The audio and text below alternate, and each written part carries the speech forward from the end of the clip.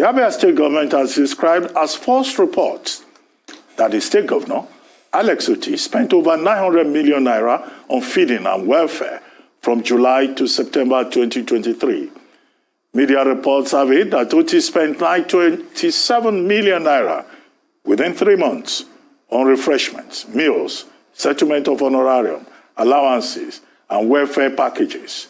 However, in a press statement released earlier in the week, the State Commissioner for Budget and Planning, Mr. Kingsley Anosike, described the reports as a reflection of the mindset of the opposition to create mischief, explaining that the expenditure was not by the governor's office as alleged, but by the entire ministries, departments, and agencies in the state.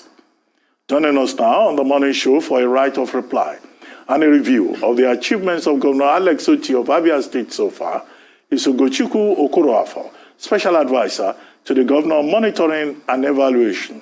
Is joined by Ferdinand Ekelma, Special Advisor to the Governor on Media and Publicity, and Chinedu Eke, Deputy Chief of Staff to the Governor. Good morning, gentlemen, and thank you for joining us on the morning show. Good morning, Doc. Yeah, thank you. Well, I see it's a whole team from Abia to come and do right of reply. I mean, we had this subject on the What's Trending segment, and I said, it looks like the people serving in the Abia are very gluttonous to spend almost $1 billion naira on pepper soup and jollof rice in just 3 months. Let's start with you, Ugochukwu Okoroafo. I mean, you have been in the media, so you know this business. You've been spokesperson at the CBN, and now you are Special Advisor Monitoring and Evaluation. The report, the budget report, was published by the Abia State government. But we now have the Commissioner for Budget and Planning say it is mischief on the part of the opposition. It's not the opposition in Abia that published that budget report. This was published by the government. And the government says, well, there are 73 MDAs. It's not the governor that was eating all the meals. This was for about 73 MDAs, government, the state as a whole. But you in charge of monitoring and evaluation. I would like your comments. And what are you likely to do going forward to make sure that the meals and the honorarium and the welfare packages, you advise the governor that those figures are a bit on the high side? Let's start with you. Well, thank you. Ruben, it's great. I'm really happy to be back here. And good to see somebody like you doing a great job. And Rufai has been a wonderful, wonderful companion for you. And thank you so much. What you've done to help raise the level of discourse. First of all, please, we would like to say that those are our numbers and we own them. And our numbers were published, fully responsible for the numbers, and they are completely correct. But, as they say, you can lie with statistics if you want to. What we're saying is this. We have a figure that talks about what has been spent on a particular item, which covers all the MDAs, the ministries, the departments, the agencies, and other arms of government. Now, for them to then say that it is for just a particular, the governor's office, is a mischief in it. For us, it's more important for us to step back. Let's not look at the trees. First of all, it's a lie. Even for that particular figure, for the entire state, the MDAs, is 223 million. And the 223 million has to do with issues of the commissioning of activities, the special events that we do, people who come and, you know, we met a completely derelict system. And we are revising everything. So all the things that you see are the things that deal with all the expenditure across the board. But more importantly, we're happy. We're happy that for the first time, we can send something out there. People are talking to us, and the social contract which we signed with the people is being exercised. The people are asking questions, and we're responding.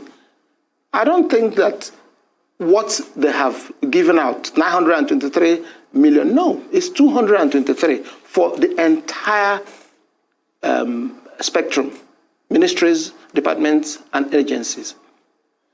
Okay, so invariably you're saying your own data that you gave out is wrong. Is that what you're saying? No, it's not. What we're saying is they are looking at classification, and I said you can lie with statistics. You can look at a particular figure and say... So whoever is lying with statistics will get to decide.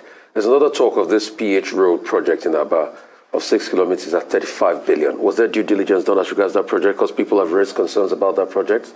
And secondly, I have copious notes here in the Vanguard newspaper that talked about the governor saying he was not going to collect security votes, and that he was going to use it for the people. But now we've seen the security votes number increase. What is going on as regards that?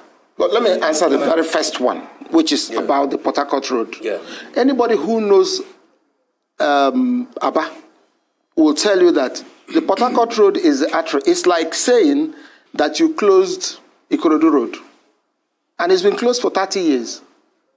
There was a budget that was put out some years back of about 8-9 billion, and nothing was done. People's houses were knocked down. We got Julius Berger. People said it couldn't be done. For the first time in the history of the state, in a long time, Julius Berger is back. The World Bank is coming. All the people who they thought would never come to Abia State have come in.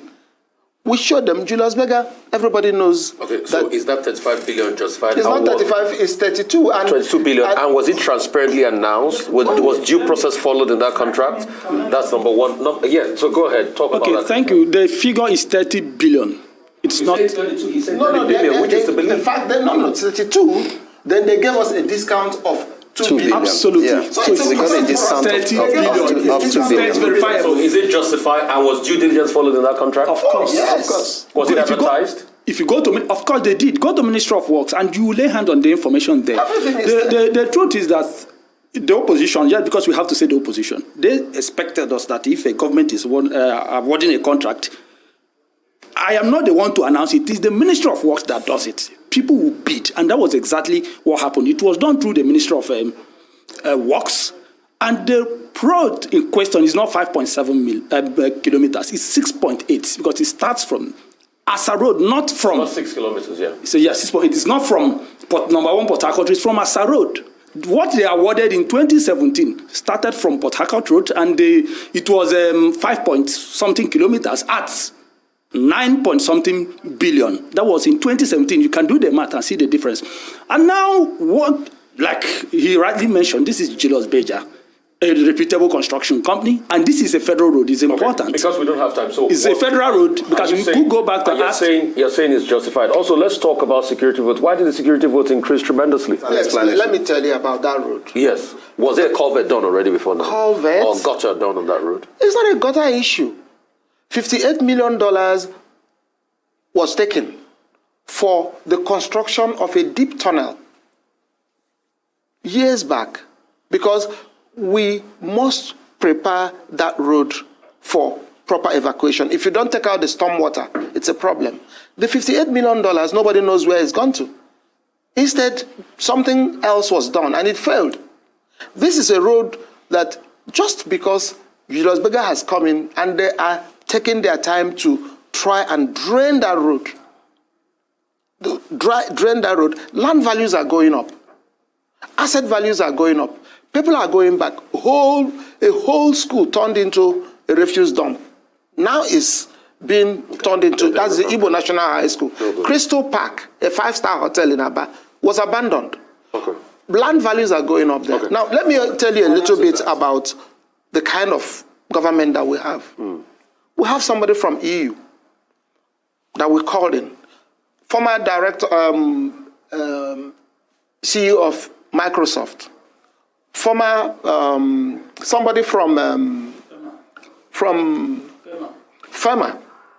We have how many professors? These are people who left their jobs, their personal interests, to come and run the state. So it's a new... Because we need to wrap up by 10. On Port Harcourt Road, please. Yeah, okay, you can talk further on it quickly, but tell me about how the IGRs are going down. IGR, the governor believes... Just hang on a minute. Let him speak. Tell me why the IGRs are going down. Thank you. During the campaigns, the governor repeatedly said something. He defined tax as government share of the prosperity it has created amongst people, and said if you not created prosperity, you have no moral grounds to ask for tax. So on assumption of office, he gave tax holidays. Flying revenues, everything was stopped. Nobody was paying because he needed to do something. The people were like people who were in bondage. So for several months, it was just about little over a month ago that we started collecting tax. So we are writing the history. We are setting the structures in place. In the past, Agberos will chase you, force you, do all kinds of things. And we knew that these things were affecting ease of doing business. So we needed to take these things away. We knew we were going to pay the price. But we have started the process of had a tax freeze, that's why the IGR reduced. Yes. Tell me about the Port Harcourt road as we wrap up. Quickly. All right. When the people we took over from awarded the contract, it was at 9 billion. They owned up to that. They said it was 9 billion. That was when dollar was 305, right? And that was about $29.5 million. And they broke down people's houses, demolished everything, no compensation was paid. I think that's been said before. No, but it's important, it bears repeating, it bears emphasizing, right? They broke down everything, no compensations were paid. Today, if you check 30 billion naira, it is less than that amount of money that they spent. Have you paid compensations now? We are paying compensations. In fact, you are paying, or have you paid? We have paid. We have paid. And we paid. Let me add. So you've not paid compensation? Let me add. No, we're not demolishing anything. We're not touching anything. We are not demolishing anything. We didn't need to pay. But in Abia Tower, between Abia Tower, for the first time in the history of the state, people are demolishing their own houses themselves because of the way we went about it. Exactly. We had town hall meetings. It's over. Thank you very much. The personnel from Abia State, Ferdinand Ekoma, Ugochukwu Okoroafo, and Chinedu AKK. I hope that the people of Anambra State have been able to listen to you, of Abia State have been able to listen to you, and also other Nigerians on this issue of budget report and implementation and the performance of Dr. Alex Oti as governor of Abia State.